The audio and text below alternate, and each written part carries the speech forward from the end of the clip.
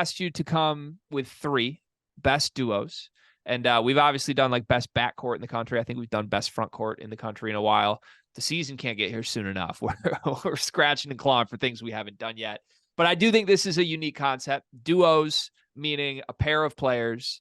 I approach this with like, they have some reason to be connected. Like, I don't want to just do best backcourt. I don't want to take 2 guys that we've already talked about necessarily elsewhere. I want to talk about 2 guys that are unique as a duo for a reason and will matter in college basketball this season. So I've got 3 of them. I think you've got 3 of them. Curious how many of ours overlap. I'll throw it to you first. Let's do the same thing. Rank them in order here. Give me 3, 2, 1. Who are the 3 best duos in college basketball? Make sure you tune in tomorrow for our segment, Best SIDs. Number 3, this one I struggle with what person or what player to put with this other player. So it's Creighton, right? Kalkbrenner is part of the duo. And I went with Trey Alexander as the second part of the duo. I think Trey Alexander's in for a really big season. They need somebody to step up in the absence of Nebhard.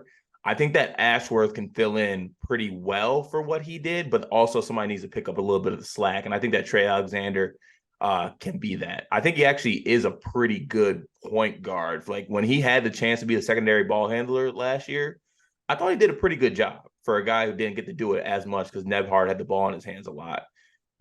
So that's my third duo. I got Trey Alexander and Ryan Kalkbrenner. And Kalk's just a great college big.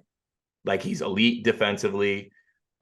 He has great touch around the rim. He's 7'3", 7'2", some 7 foot. So he's really good.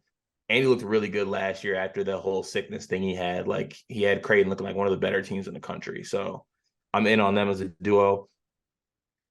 Secondly, this will be the duo I'll be carrying water for throughout the whole season.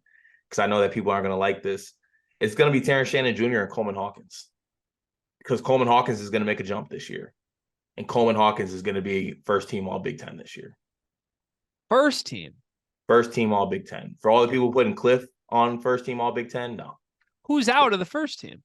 Cliff. Cliff's not in the first team. Who do you have in the first team? Jameer Young, Boo Buie, Terrence Shannon, Tyson Walker, Edey. I think Boo Buie will be second. Boo. Yeah. Okay. Love Boo Derry. 2 of my favorites. I love Coleman and Boo, but I think Coleman takes a jump this year. Wow. Okay. I like that pick. And then first, I feel pretty good about my first pick. I got RJ Davis and Armando Bacot. 2 guys that have played a lot of basketball together. Maybe use the narrative of kicking out their toxic cousin and Caleb Love. And now they can, do their thing and bounce back from last season. But like Armando Bacot is a 15-12 guy, 15-13 guy, one of the better rebounders in the country. And RJ Davis averaged about 16 points last year. And I think he's going to flourish without Caleb. I like that pick. Okay. Same question I asked you yesterday when we did something like this. How many of your 3 do you believe are in my 3? I honestly don't think any of them are in your 3. 2 of your 3 are in my 3. Really? Yeah, we're pretty aligned. We're really dialed in right now. I'm still nervous about what that means. Good thing for our bets. Sleepers Bets newsletter coming out tomorrow morning. Where do I want to go with this? I would flip around the order. You had those in reverse order, right? You went 3 Creighton, 2 Illinois, 1 North Carolina. I would flip around the order slightly, but my 1 and 2 are names that you mentioned. So I'll get to them. I'll start with an honorable mention. I would have put AJ Hoggard and Tyson Walker in this because my criteria is very much like, is there some sort of narrative for why these 2 together matters? And had we not said we don't want to do the same names we did for the backcourt list, they for sure would have been on my list. I think both these guys opting to return when there was a lot of speculation that they could leave, or like maybe Tyson leaves and that pushes AJ out, or Jaden Akins comes back and one of these guys won't be happy. No, they're just like, we're back. We're here to win. Put the Final Four logos up in the weight room. Like, I like that as a narrative a lot. And I think it took a lot of unselfishness from these 2 guys that are going to play really, really well off each other, just like they did last year. Also note that it's a duo and not a trio. And Jaden Akins signed up to be next to a duo that's one of the best duos in the country. Let's draw a clear line of indication. You did not have to say that. I'm just making it very clear. I don't know who's making the decisions in the Akins family, but he signed up for this yet again to be next to one of the best duos in the country and not in one of the best duos in the country. All right.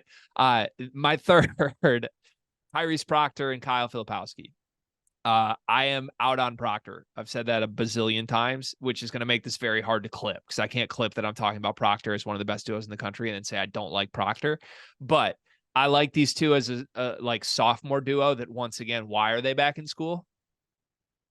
I don't know. A little confused. I think both these guys could be in the NBA, but they're back, and Duke's going to be really good because they're back. Duke would have been good with this freshman class in general, but you add those two, I think it's absurd. Like the most valuable thing in college basketball that is not Zach Edey is NBA sophomores, guys that could have been in the NBA after their freshman year and decide to return. We've seen it a bazillion times. Michigan's best teams have been built off NBA sophomores.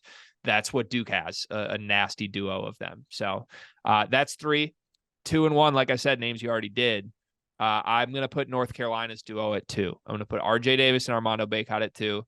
Again, guys that I think their entire stories have been written together. When you think of either one of these guys individually, you think of the Davis and Bacot years, and Caleb Love has been a part of that.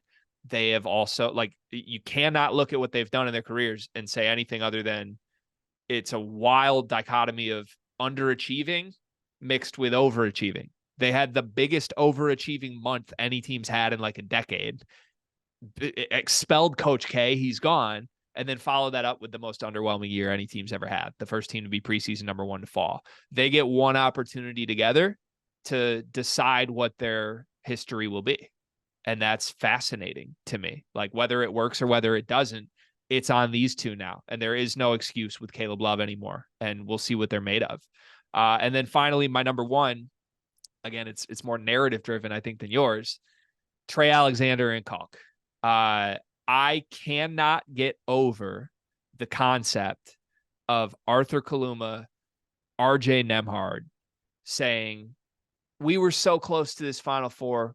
I don't want another chance at that. There's a better spot for me. That is so fascinating to me. And I don't know the details of how it went down. I don't know what their motivations are. Obviously, RJ's brother played at Gonzaga, and Kaluma picked a great landing spot in Jerome Tang. But it's just crazy. They could have ran this back and probably been preseason number 1, number 2 in the country. A team that was this close. Like, it was devastating fashion that they lost, and they would have been a huge favorite in the Final Four. And if I'm Trey Alexander or Kalk, I'm a big spite petty guy. I'm a crack on the shoulder guy. But if I'm those two, like, I'm looking at each other like, are they serious? No, like, we're going to show up this year. There's not a second you're going to see me and not get the absolute best version of me to prove RJ and Arthur wrong, that they went to programs that have no chance to compete for a national title and left one that will. Like, that's the mentality I would come into the season with. And I think those two are arguably 2 of the 10 best players in the country as is, and they're going to get bigger roles. They're going to shine. So those are my 3. More narrative driven for me than you, but I'm fascinated by all 3 of those. I got a narrative to add to the Trey Alexander and Kalkbrenner one too. Please. Since the season has ended, and UConn won the title, what has everybody been talking about as far as Big East basketball? Marquette gets everybody back. Okay, but what have they been talking about with UConn? UConn's freshman class and Klingen's coming in. Klingen's doing this. Kalk was already on record last year, and obviously I think he just got caught up in the moment with the comments, but he was like, I'm a good player in my own right. Everyone always talks about Sanogo this, Sanogo that. Sanogo leaves, and this season all they're talking about is, oh, Klingen this, Klingen that. Klingen's a top 10 pick. Klingen's going to be this great guy.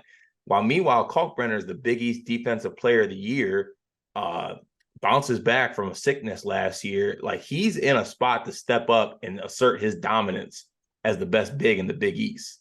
Yeah. But everyone wants to talk about what Klingen's going to do in Klingen step. So it's another little chip on his shoulder, I feel like. I feel like he takes a little bit of disrespect to the fact that everyone's just talking about, oh, it was Sonogo last year, and then this year it's Klingon. So I feel like that's going to fuel him a little bit.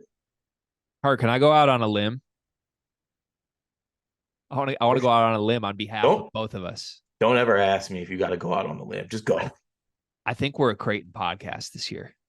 Is that our team? I think that's our team. I think we've danced around it. We always find a team that's our team. Last year was Kansas. I think this year it's Creighton. I will be a Creighton podcast. I'm talking through this. I'm pretty okay. The only hesitation I have, I got to see what Ashworth looks like. But if Ashworth's fine, I think I'm really in. But are we not in on a 6'7" lefty number 55 who wears a headband whose name is Baylor Shireman? We're really in on that, man. We're in. Really, I think we're in on, and like Mason Miller is still a thing. He might actually play this year. Isaac Trout. I think we're in. Baby Blue. I love Baby Blue. Love Baby Blue. All right. We might have found our team right there in real time. That's exciting stuff. All right. Fun segment. And thank you to you for including Illinois so I can put Illinois on the thumbnail. Sorry, Illinois fans, but here we are.